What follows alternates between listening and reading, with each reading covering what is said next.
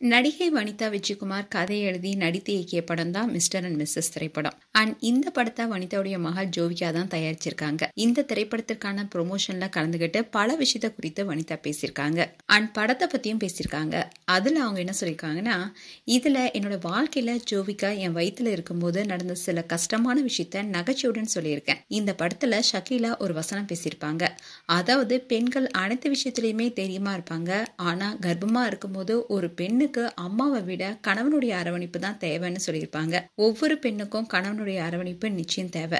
அது அமையாத பட்சத்துல என்ன மாதிரியான வழிகளை பெண்கள் சந்திக்கிறாங்க என்றுதான் இந்த படத்துல சொல்லியிருக்கேன். அதோட வனிதா கிட்ட சில கமெண்ட்ஸும் வந்திருந்தது. அதுக்கு அவங்க பதிலளிச்சிருந்தாங்க. அதாவது ஒருத்தர் ஜோவிகாவுடைய பணத்தை வீணாகி இது போல ஒரு பிட்டு படத்தை எடுக்கலாமா, இந்த படத்தை எப்படி குடும்பத்தோட போய் பாக்குறதுன்னு கேட்டிருந்தாரு. அதுக்கு வனிதா என்ன சொன்னாங்கன்னா, உங்க மகளுடைய பணத்தை வாங்கி நான் ஒன்னும் செலவு செய்யல, இதுக்கும் உங்களுக்கும் எந்த சம்பந்தமும் இல்ல, படத்தை பார்த்தா பாருங்க, இல்லைன்னா போய்கிட்டே இருங்க. இந்த படத்தை குடும்பத்தோட பார்க்க முடியாதுன்னு நீங்க நினைச்சா குடும்பத்தோட பார்க்காதீங்க.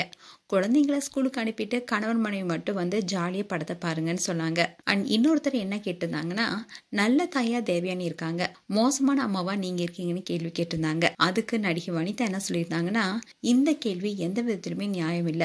தேவயானி மகள் மேடையில பாட்டு பாடுறா, என்னுடைய பொண்ணு மேடையில டான்ஸ் எல்லாம் நடிக்கலாம், ஆனா என் பொண்ணு மட்டும் செஞ்சா அது தப்பா? அவளுக்கு அதுல விருப்பமா இருக்கு, செய்யறா. தேவயானிக்கு 2 பொண்ணுங்க இருக்காங்க, இன்னொரு பொண்ணு நடிகா கூட வரலாம். அதே மாதிரிதான் எனக்கும் 2 பெண் குழந்தைகள் இருக்காங்க. எதுக்கு தேவையில்லாம எங்க 2 பேத்தையும் கம்பேர் பண்றீங்க? என்னை பத்தியும் தேவயானி பத்தியும் இப்படி கேள்வி கேட்கறவங்களுக்கு எங்களை பத்தியும் எங்களுடைய குடும்ப வாழ்க்கை பத்தி என்ன தெரியும்? இந்த கமெண்ட்ஸ் எல்லாத்தையும் படிச்சா தேவயானி சிரிப்பாங்க. நியாயமான கேள்வியா இருந்தா நிச்சயமா அந்த கேள்விக்கு நான் பதில் கொடுத்திருப்பேன். ஆனா ஆபாசமாகவும் மோசமாகவும் சாக்கடைத்தனமான கேள்விகளுக்கு என்னால் பதிலளிக்க முடியாதுன்னு வனிதா ரொம்பவே கோபமா பேசியிருந்தாங்க. மேலும் வனிதா குறித்து உங்களுடைய கருத்துக்களை கமெண்ட் செக்ஷன்ல சொல்லுங்க.